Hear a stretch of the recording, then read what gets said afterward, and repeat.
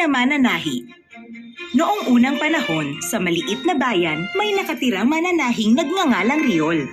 Ginugugol ni Riol ang buong araw niya sa paggawa ng magagandang kasuotan at damit para sa lahat ng nakatira sa bayan. Isang araw, habang nakaupo si Riol at nananahi sa kwarto, bigla siyang pinutakte ng mga langaw.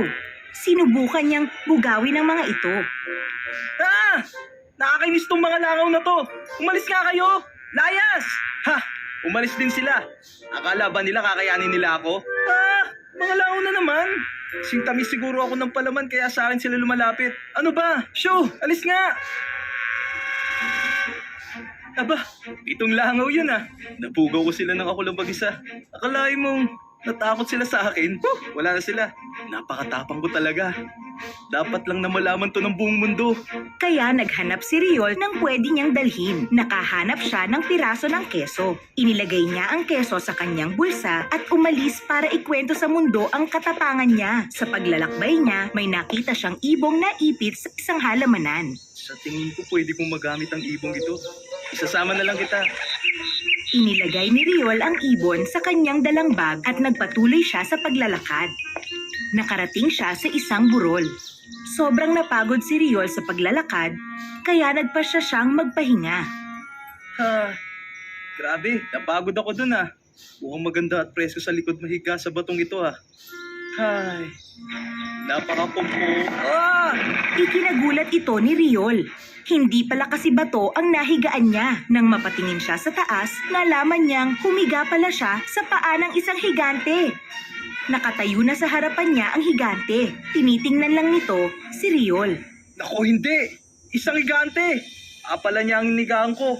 Kaya naman pala ang baho. Anong mabahong pinagsasabi mo? Lakas ng loob mo. Hindi mo ba ako kilala? Ako ang pinakamalakas na higanting naninirahan dito. Marami na akong nasamahang digmaan. Marami na rin akong napabagsak sa labanan. Hindi mo ba talaga ako nakikilala? Hindi. Pero hindi mo rin ba ako nakikilala?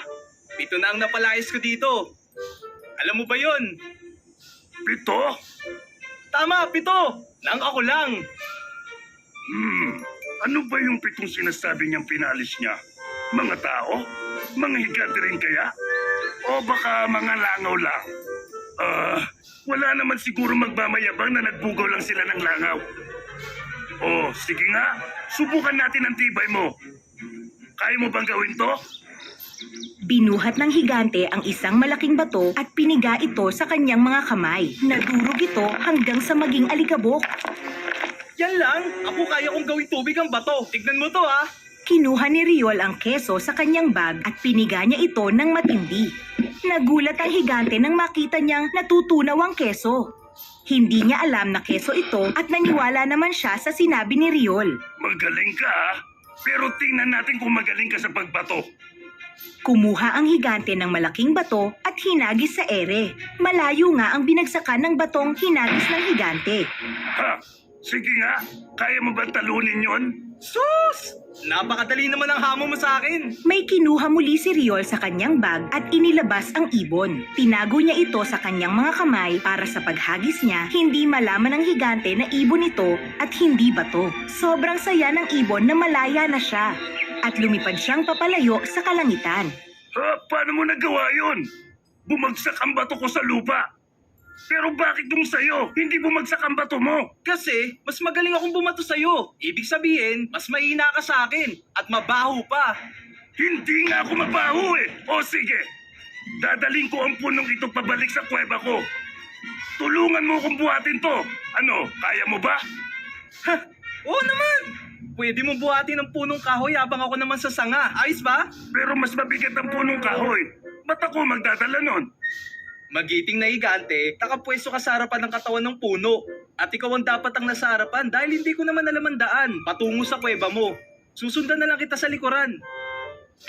Sumang-ayon ang higante sa mungkahi ni Riol. Kahit pa malakas at malaki ang higante, kulang naman siya sa talas ng pag-iisip. At dahil buhat niya ang punong kahoy, hindi siya makalingon sa likod. Kung makakalingon lang siya, makikita niya si Riol na masaya at tamad na nakaupo sa mga sanga.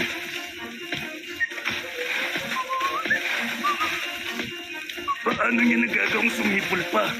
Hindi ba siya nabibigatan? Malakas nga talaga siya. Hindi ako papayag ng ganito. Kailangan kong dispatchahin ang isang ito. Sa wakas, nakarating din sila sa kuweba. Tumalon si Riol pababa mula sa sanga, saka humarap ang higante. Hindi ka ba hinihingal? Hindi ka man lang ba nahirapang maglakad na may buhat na puno? 7 nga napaalis ko dito eh. Sa pagwawasiwas lang na kamay ko. Magbuhat pa kaya ng malaking punong yan? Wala pa yan sa akin. Nako, yan ba? Maliit na bagay lang naman yan. Pero magandang ehersisyo yan. Sige, kung gusto mo, pwede ka magpalipas ng gabi rito. Meron ka bang lugar na matutuluyan? Naku, wala eh. Sige, dito na lang ako matutulog ngayong gabi. Magkasalo sa hapagkainan noong gabing iyon ang higante at si Riol bago natulog. Subalit malaki para kay Riol ang kama. Kaya pumunta siya sa sulok ng kwarto at doon natulog. Sa kalagitnaan ng gabi, pumasok ang higante sa kanyang kwarto at tumayo sa harap ng kama. Hawak-hawak niya ang isang bakal na pamalo at hinampas niya ito hanggang sa mahati ang kama. Ngayon, wala na siya. Mahimbing na ako makakatulog ngayong gabi. Nang sumikat ang araw, masayang nag-almusal ang higante. Ilang sandali pa, biglang nagbukas ang pintuan ng kwarto ni Riol at lumabas siya rito. Magandang umaga, mabawang higante. Ang sarap ng tulog ko dito ah. Pero, pasensya na. Nasira ko yata ang kama mo. Masyado akong magulong matulog. Paanong nabuhay ka? Hindi na talaga to tama. Nabalot ng takot ang higante. Kumari pa siya ng takbo palabas ng kuweba at hindi na nagpakita pa. Ipinagpatuloy muli ni Riol ang kanyang paglalakbay. At ngayon, nakarating siya sa isang kaharian. Pumunta siya sa hardin at nakatulog sa malambot na damuhan. Dito siya nakita ng isang kawal at ginising siya nito. Hoy! Gising! Sino ka ha? Ba't narito ka sa palasyo ng hari? Sabihin mo sa inyong hari na ako ang magiting na si Riol. 7 na ang napalayas ko. Sabihin mo, gusto ko siya makita. Nagulat ang kawal sa mga narinig niya. Hinatid niya si Riol sa hari. Wow! Ang palasyo ng hari. Talagang nagbigay swerte sa akin ng mga langaw na yon. Maligayang pagbati, kamahalan. Ako si Riol, ang magiting na tagapagpaalis ng 7. Ako lang naman ang nakagawa nun. Nakakamangha naman ang mga sinabi mo. May 2 higanteng gumugulo sa kaharian ko. Tinatakot ng mga ito ang mga tao at kinukuha ang mga hayop. Pumunta ka sa gubat, iho, kung saan sila nakatira at talunin mo silang lahat. Hindi pala swerte ang mga langaw na yon. Kapag nagawa mo yon, pwede mong pakasalan ng aking anak at mapupunta sa iyo ang kalahati ng kaharian. Ah, mali. Maswerte pala. Masusunod aking kamahalan. Pupunta po ako sa gubat at babalik ako sa inyo na may magandang balita.